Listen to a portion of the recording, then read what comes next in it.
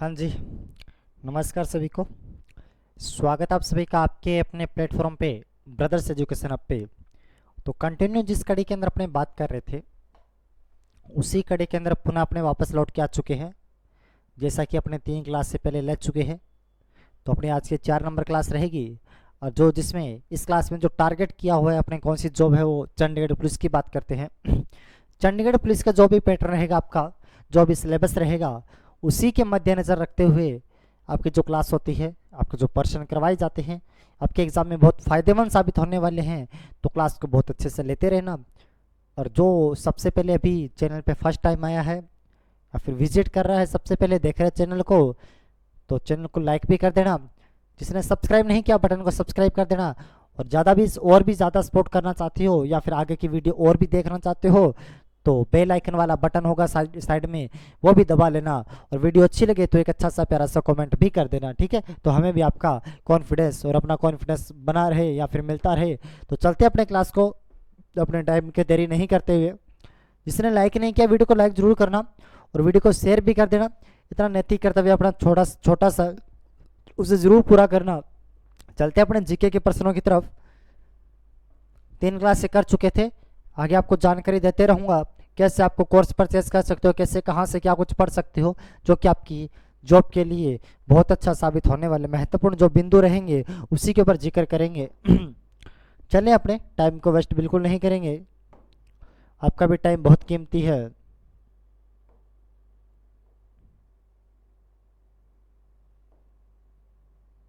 हम्म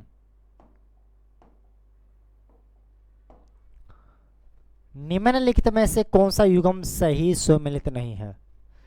दर्रे की बात करा, एक साइड में दर्रे दे रखे हैं, दूसरे साइड में राज्य दे रखे हैं, और सिंपल सा प्रश्न पूछा जा रहा, कौन सा दर्रा कौन से राज्य में नहीं है, कौन सा दर्रा कौन से राज्य में नहीं है, ये सिंपल सा प्रश्न आपसे पूछा जा रहा। रोहतांग दर्रा कहाँ पे पड़ता है? हिमाचल प्रदेश में पड़ता है। रोहतांग दर्रे से एक नदी का उद्गम होता है, उसे रावी नदी कहा जाता है। पालघाट दर्रा केरल में पड़ता है, बिल्कुल सही बात है भाई। थालघाट, बोरघाट, पालघाट, सैनकोटा, तीनों दर्रे कहाँ पे पड़ते हैं? ये पश्चिमी तट के अंदर आते हैं सारे सारे। पालघाट दर्रा केरल में पड़ता है।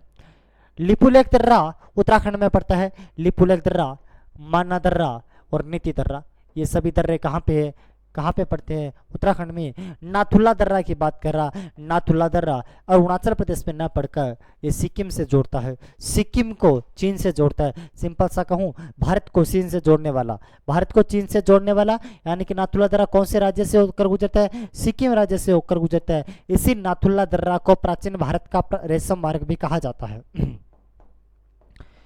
जब 1962 का भारत पाकिस्तान का युद्ध हुआ था, चीन का युद्ध हुआ था, तो उस समय इस दर्रे को बंद कर दिया गया था, लेकिन 2006 के अंदर से पुनः खोल दिया गया। ये एग्ज़ाम सीधा 2008 का जो आरएस का पेपर था, राजस्थान के पीसीएस का जो एग्जाम था, उसके अंदर प्रश्न पूछ लिया गया था, नाथुला दर्रा को कब बंद किया गया था? 1962 के अंदर, जब भारत व चीन का युद्ध हुआ था। इसे पुनः कब खोला गया? 2006 के अंदर खोला गया था। और प्राचीन भारत का रेशम मार्ग भी किसे कहा जाता है? नाथुला दर्रा को कहा जाता है, जो कि भारत को किसके साथ में जोड़ता है? भारत को चीन के साथ में जोड़ता है। सिंपल सा कहूँ तो सिक्किम राज्य को चीन के साथ में, यानी कि तिब्बत के पठार के साथ में जोड़ने वाला जो दर्रा पड़ता है, उसे नाथुला दर्रा कहा जाता है। और एक बात और बता दूं, वर्तमान में जो मानसरोवर यात्रा संपन्न होती है, मानसरोवर यात्रा, जो मानसरोवर यात्रा भारत सरकार के द्वारा जो चीन में पड़ता है, बहुत धार्मिक स्थल है, पर्यटक स्थल पड़ता है, जो मानसरोवर यात्रा जो संपन्न करवाई जाती है, वो भी इसी नाथुला दर्रे से संपन्न करवाई जाती है, वो भी इसी नाथुला दर्रे से संपन्न करवाई जाती है। भारत सरकार के द्वारा अनेक प्रकार की स्कीमें लाई गई है, अनेक प्रकार की योजना, अनेक प्रकार की परियोजना है, जो भी वृद्ध लोग हैं उनको कौन सी मानसरोवर जो धार्मिक यात्रा है वो संपन्न करवाई जा सके, ठीक है। आगे चलते हैं, इसका कौन सा होगा भाई? बिल्कुल डी नंबर ऑप्शन सही होगा। आगे चलते हैं नेक्स्ट क्वेश्चन की तरफ।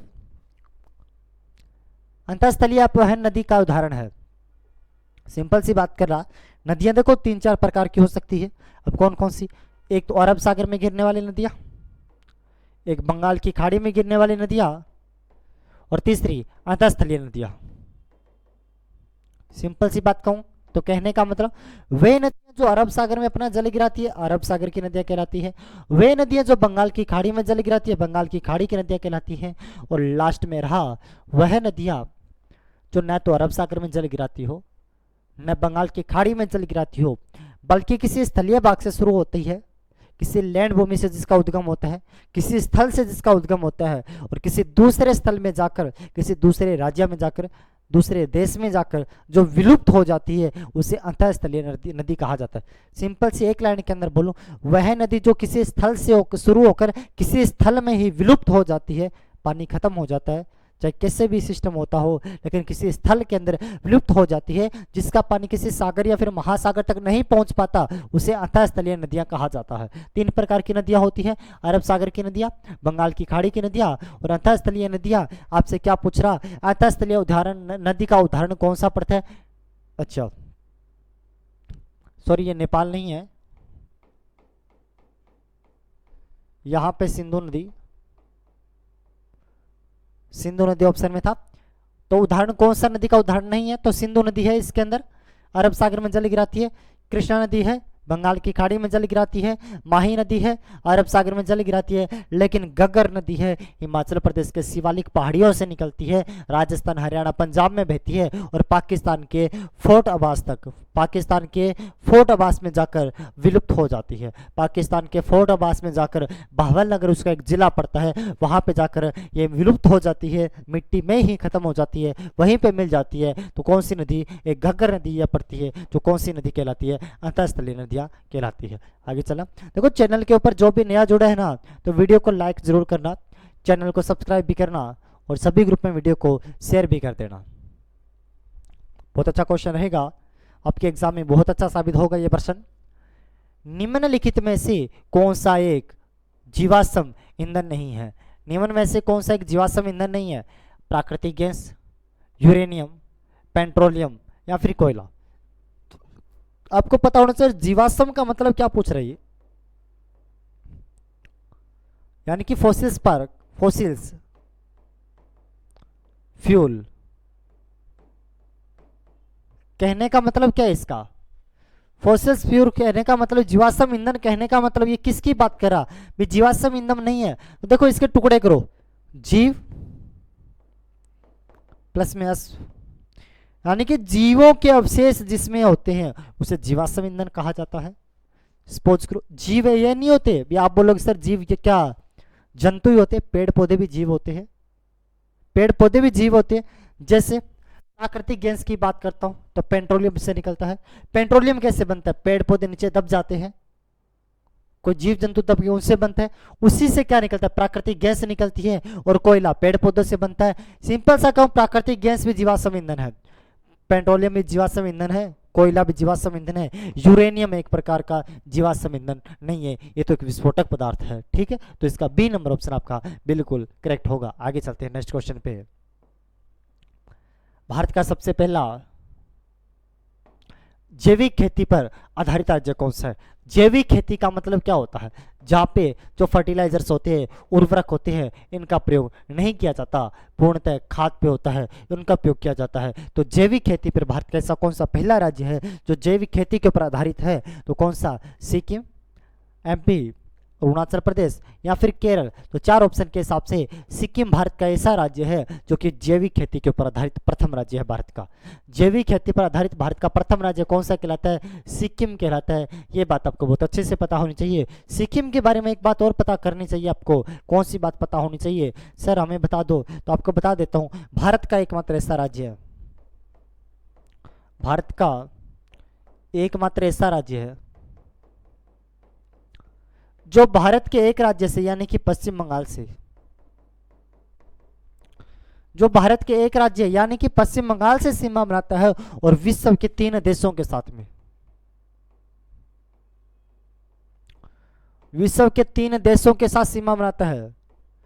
जो कि भारत के एक देश, तो किसके साथ में? पश्चिम बंगाल के साथ सीमा बनाता है और विश्व के 3 देशों के साथ में सीमा बनाता है। वो कौन सा राज्य है? सिक्किम राज्य पड़ता है। इसी राज्य के अंदर नाथुला दर्रा पड़ता है। ठीक है, तो इसका कौन सा होगा? सी नंबर, 1 नंबर ऑप्शन आपका बिल्कुल करेक्ट होगा। आगे चलते हैं नेक्स्ट क्वेश्चन के ऊपर। तो देखो पूरा का पूरा, अगर आपको पंजाब चंडीगढ़ पुलिस का पूरा का पूरा वीडियो कोर्स चाहिए या फिर स्टडी मटेरियल भी चाहिए, तो देखो पूरा फुल वीडियो कोर्स अवेलेबल है।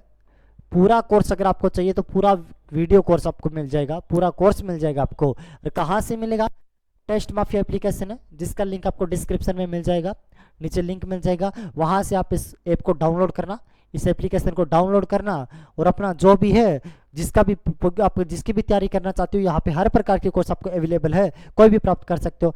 आप चाहते हो हमें सर कोर्स के अलावा क्या भी चाहिए, साथ में हमें पढ़ने के लिए नोट्स भी चाहिए, बुक्स भी चाहिए और स्टडी मटेरियल इस भर्ती से संबंधित सब कुछ चाहिए, तो वो भी आपको यहाँ पे अवेलेबल मिलेगा। स्टडी मटेरियल भी आपको अवेलेबल मिलेगा और साथ में अवेलेबल नहीं मिलेगा, ये आपकी होम डिलीवरी भी किया जाएगा।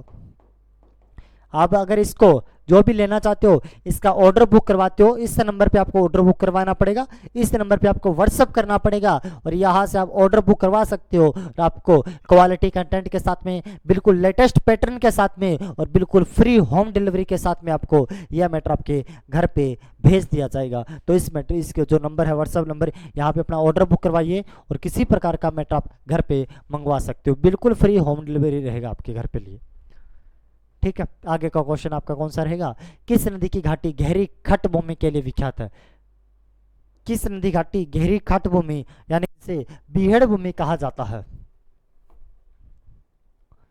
जिसे बीहड़ भूमि कहा जाता है, कौन सी नदी घाटी की ऐसी भूमि है जो बीहड़ भूमि के लिए विख्यात है? कौन सी नदी घाटी है? चार ऑप्शन आपके सामने, नर्मदा, सोन, चंबल या फिर इसकी वासी नदी।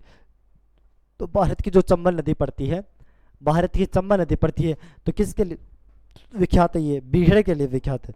भारत में किसके लिए विख्यात है? बीहड़ के लिए विख्यात मानी जाती है। कौन सी नदी? तो चंबल नदी, बीहड़ के लिए। चंबल नदी का उद्गम बात करता हूं तो जानापाव की पहाड़ी कहाँ से होता है? जानापाव की पहाड़ी एमपी से होता है।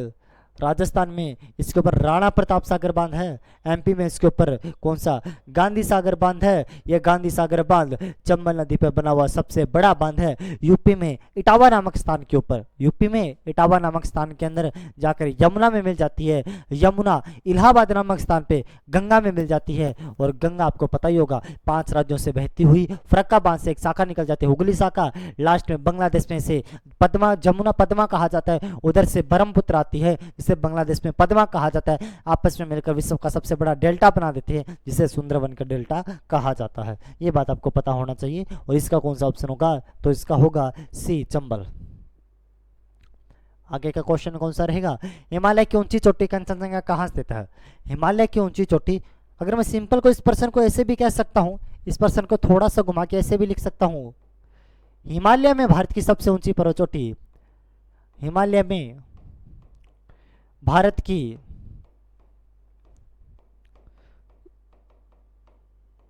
सबसे ऊंची पर्वत चोटी कंचनजंगा कहाँ स्थित है?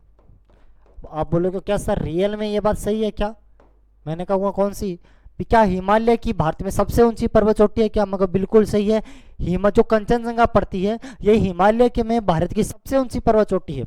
हिमालय की सबसे ऊंची माउंट एवरेस्ट जो नेपाल में पड़ती है, लेकिन हिमालय के अंदर जो भारत की सबसे ऊंची है ना, वो कंचनजंगा है जिसकी ऊंचाई 8598 मीटर है। ये भारत के सिक्किम राज्य के अंदर पड़ती है। कौन से राज्य में? सिक्किम राज्य के अंदर पड़ती है। तो इसका सी नंबर ऑप्शन आपका बिल्कुल करेक्ट होगा। 1% भी आपको यहाँ पे दिक्कत नहीं है। अच्छा, भारत की सबसे ऊंची जो पड़ती है ना वो K2 है, जिसे गॉडविन ऑस्टिन भी कहा जाता है। गॉडविन ऑस्टिन ये भारत की सबसे ऊंची पर्वत चोटी। आप बोलो सर ऊंचाई बता दो जाते जाते, मेरे को लिख लो फिर। 8611 मीटर ये भारत की सबसे ऊंची। सर ये हिमालय में नहीं है तो कहाँ पे है? टिब्बे के अंदर होगी? बिल्कुल नहीं है, यह ट्रांस हिमालय में पड़ती है। और मैं थ्योरी में आपको हमेशा बताया करता हूँ, ट्रांस हिमालय हिमालय का भाग नहीं है। हिमालय के पार, हिमालय की उस साइड में, हिमालय के ऊपर की साइड में जो हिस्सा पड़ता है, पर्वतीय हिस्सा पड़ता है, जो अंगारा लैंड का भाग माना जाता है, इसे कौन सा हिमालय कहा जाता है? उसे ट्रांस हिमालय के नाम से जाना जाता है। इसकी 3 श्रेणियां हैं, कराकोरम, लद्दाख व जास्कर। इसी कराकोरम श्रेणी की जो सबसे ऊंची पर्वत चोटी K2 Godwin Austen 8611 Jammu Kashmir में पड़ती है, जो पीओके क्षेत्र में आती है, उसी को क्या कहा जाता है? उसी को भारत की सबसे ऊंची पर्वत चोटी के नाम से जाना जाता है। आगे चलते हैं। हाँ, भारत का वर्ष का सबसे बड़ा दिन कौन सा होता है? आपको बहुत अच्छे से पता होगा।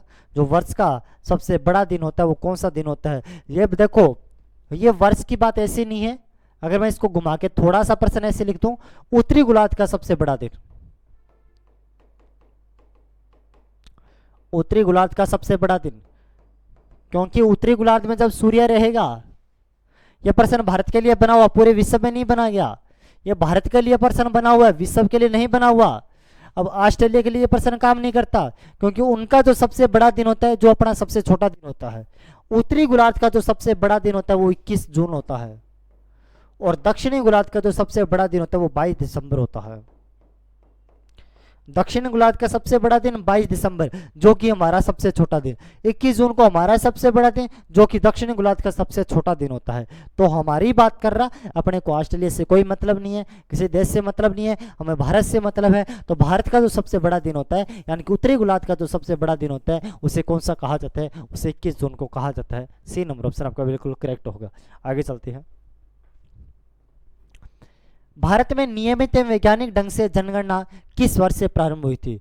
भारत में नियमित रूप से या फिर वैज्ञानिक रूप से जो जनगणना शुरू होती है वो कौन से वर्ष में शुरू हुई थी? चार ऑप्शन आपके सामने रहेंगे।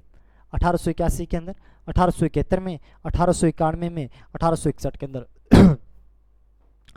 भारत में जनगणना 1872 के अंदर लॉर्ड मेयो के समय शुरू होती है। विश्व में सबसे पहले जनगणना इंग्लैंड के अंदर हुई थी। भारत में सबसे पहले 1872 में लॉर्ड मेयो के काल में होती है। 1881 के अंदर सबसे पहले 10 की जनगणना होती शुरू होती है, यह लॉर्ड रिपन के समय हुई थी। लॉर्ड रिपन के समय होती है।